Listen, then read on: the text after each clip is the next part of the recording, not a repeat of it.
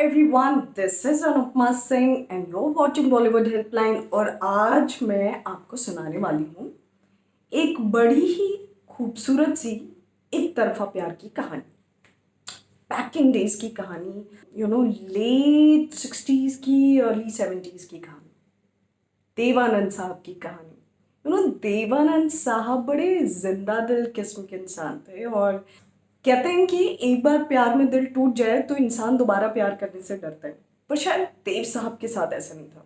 सुरैया जी से मोहब्बत करने के बाद, प्यार की कस्में वादे खाने के बाद, जो कि उनका पहला प्यार थी, जब उनका दिल टूट गया तो उन्हें फिर से मोहब्बत हुई। इस बार जिस अदाकारा से उनकी मोहब्बत हुई, इन्होंने ही उसे इंडस्ट्री में लॉन्च किया था और पहली फिल्म में इन्होंने उनकी बहन का रोल किया था। याद आ रहा है आपको? कुछ बड़ा पॉपुलर गाने हैं दोनों का, याद आया कुछ गाना? याद है? दम मारो दम जी। और इनका वो जो सॉन्ग बहुत पॉपुलर है वो याद आ रहा है? इन दोनों ने फिर एज अ कपल एक फिल्म की थी जिसका एक गाना आज तक बहुत पॉपुलर है, specially on social platforms, video platforms पे लोग बहुत वीडियो बनाते हैं। याद आया? नहीं? पन्ना की तमन्ना है कि हीरा से मिल जाए। यस, मैं बात कर रही हूँ देवानंद और जीनत अमान की। जब भी जीनत जी का नाम लिया जाता है, वैसे तो उनके बहुत गाने, बट आई एम श्योर लोगों को गाना, वो video, this whole ultra glamorous beautiful जो लुक है वो याद आ जाता है कि चुरा लिया है तुमने जो दिल को। देव साहब बहुत ही मॉडर्न ख्यालात के थे और वो किसी को जज नहीं करते थे। जीनत अमान से मिलते ही उन्हें मोहब्बत हो गई और अपनी किताब रोमांसिंग लाइफ विद देवानंद में उन्होंने लिखा था कि जब भी कोई दिल से जीनत की तारीफ़ करता था तो मुझे बेहद खुशी होती थी। जब मेरा नाम उसके नाम के साथ लिया जाता था तो मुझे बेहद खुशी होती थी और तभी मुझे लगा कि शायद मुझे जीनत से मोहब्बत हो गई है। और उन्होंने कहा कि मैंने फ़ैसला किया कि मैं जीनत से अपने प्यार का इजहार कर दूंगा। उस टाइम पे वो बैक टू बैक जीनत जी के साथ फिल्में कर रहे थे, जो भी स्टोरी लिख रहे थे वो जीनत जी को माइंड में रख के लिख रहे थे। समटाइम्स कहते हैं वो मेरा मूज है, वो मेरी प्रेरणा, वो उनकी प्रेरणा बन गई थी। तो एक दिन देव साहब बीइंग देव साहब डिसाइड किया कि आज मैं अपने प्यार का इजहार कर दूंगा। और ताज होटल में उन्होंने एक एरिया है बहुत खूबसूरत सा, वो बुक किया, सब ये वो, क्यों I am going to propose her. Zeenat Aman को बुलाया and she knew and she is like okay I will come. पर उससे पहले इनको राज कपूर साहब के एक पार्टी में जाना था जहाँ पे राज कपूर साहब वो सपोज टू अनाउंस उनकी अगली हीरोइन फॉर द फिल्म सत्यम शिवम सुंदरम। सत्यम शिवम सुंदरम, जिसमें कौन थी? जीनत अमान।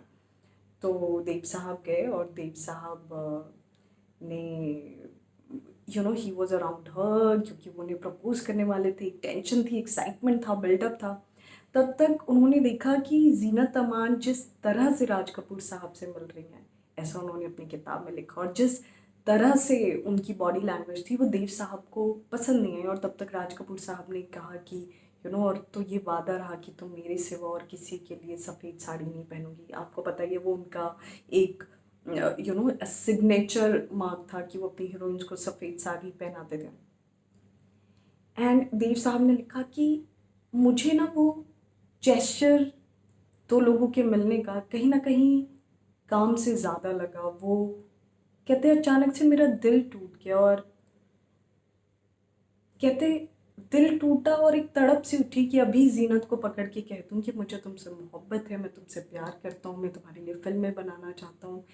कहते पर मैं कह नहीं पाया क्योंकि शायद उस दिन उनको लगा कि जिस जीनत से उन्हें मोहब्बत है, या जिस, कहते ऐसा लगा शायद मैं इसे जानता ही नहीं, शायद मैं इसे समझ ही नहीं पाया। और वो वापस आ गए। उन्होंने कभी भी जीनत अमान से अपने प्यार का कन्फेशन नहीं किया। ये अलग बात है कि उन्होंने अपनी ऑटोबायोग्राफी में कन्फेशन ज़रूर किया और ये बात जीनत अमान को ज़रूर पता है। ये अलग बात है कि देव साहब जिन्होंने उनसे इतनी मोहब्बत की, जीनत जी ने उन्हें खो दिया, और जिनसे शादी की उन्होंने उनसे कभी मोहब्बत नहीं की। How sad is that. मतलब किस्मत का लिखा भी कितना अनोखा होता है। जिसकी कोई इम्तहान नहीं है, पर जीनत जी ने पूरी ज़िंदगी देव साहब का नाम बहुत ही प्यार और इज्जत से लिया। वो हमेशा कहती हैं कि देव साहब वॉज सच अ जेंटलमैन, कि उन्होंने अपनी पूरी ज़िंदगी में इतना बेहतरीन एक्टर नहीं देखा जो इतना अच्छा इंसान हो। उन्होंने कहा वो कभी किसी से बुरे तरीके से बात नहीं करते थे, गुस्सा नहीं करते थे, वो हमेशा सिनेमा की बात करते थे और लाइफ की बात करते थे, और वो पॉजिटिव रहते थे। ये थे देवानंद साहब, और वो जिंदा दिल थे। सबसे बड़ी बात आपको पता है, अक्सर लोग जब किसी से प्यार करते हैं और कुछ अरसा बीत जाता है तो लोग कहते नहीं यार वो कुछ और ही था, but he never shied away from his love. और जब उन्होंने अपनी ज़िंदगी के आखिरी दौर में ये फैसला किया कि वो अपनी ऑटोबायोग्राफी लिखेंगे जिसका नाम रोमांसिंग लाइफ विद देवानंद है, he mentioned about her and he mentioned his love.